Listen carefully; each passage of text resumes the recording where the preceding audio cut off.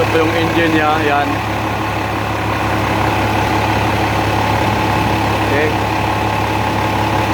EDL to, EDL. Yan, kita nyo. So, tinignan natin, hinahanap natin yung leak. May missing leak siya mga automotive. Yan. Ito yung engine niya, kulay green. Yan. So, dito tayo sa WASPI. Sinalin tayo. Yan ang starter niya, starter.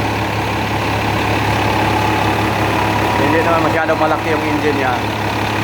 Tama lang. Yan. So ganyan pag mag-mechanic kayo mga automotive. Bugbugan talaga yon trabaho. Yan fuel filter. So titingnan natin kung walang leak. Ito yung transmission niya. Automatic po. Automatic transmission.